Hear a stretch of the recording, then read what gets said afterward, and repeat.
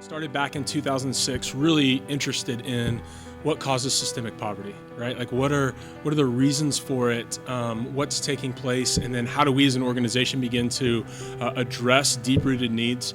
For us, that started in the school. I don't think anybody would argue that education doesn't play a key role in fighting systemic injustice and poverty. And for us, what we learned in that season of life was just that relationship matters. And then those relationships began to bleed outside of the school.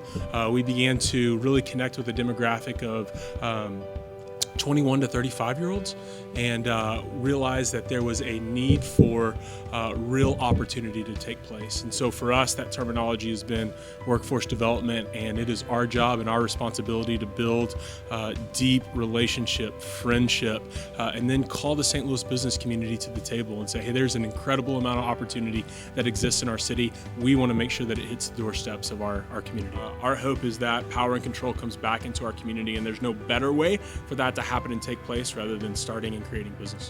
What COVID and the coronavirus has done for us has in many ways been really complicated because it's forced us to pivot as an organization. It's forced us to go, okay, what does this need to look like? And so at the beginning, we began to shut things down. We began to communicate out what these changes would look like. Some of our classes went virtual, but really I would say the most beautiful part is we began to see, specifically in this first wave, we began to see many of the graduates of our programs being laid off. That first wave of cuts very much affected many people who've walked through our doors. We wanted to be really careful not to just do a bunch of experience, but really say, hey, what's the need with our neighbors? What's the need with our graduates, with our folks, and where are they at? And so we collected all of this data, and to date, we've had 5 essential drives where we've been able to collect all that information, really call out to the business community and the St. Louis community and say, hey, here's the needs that we're seeing with our families. Can you step up? Can you meet those needs?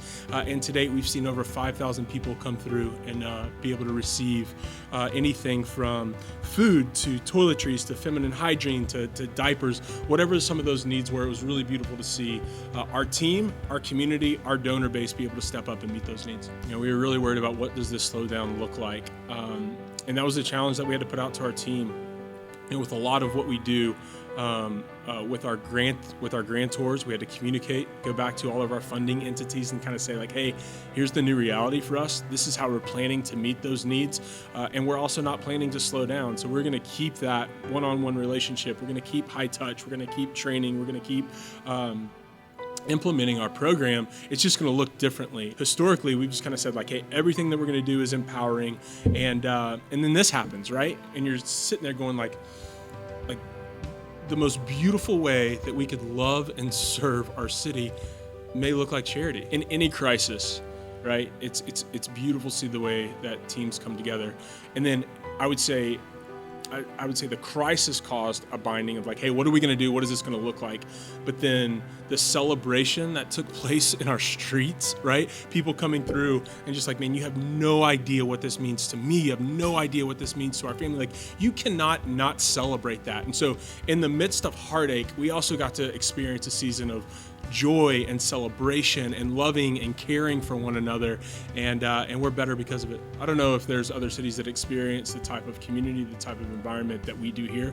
I can tell you it's really special, and I tell you that we're really fortunate to be able to be led the way that we've been led, and then we've also been fortunate to be able to access the resources that exist. St. Louis is an incredibly generous place. The thing that we want to cry out more than anything else is that there is so much passion, there's so much skill sets, there is so much talent that exists in all parts of our city that desperately needs to be accessed. And so if this is going to be something that's a part of a streamathon that business owners get to see, we want to cry out like, hey, there's so much talent.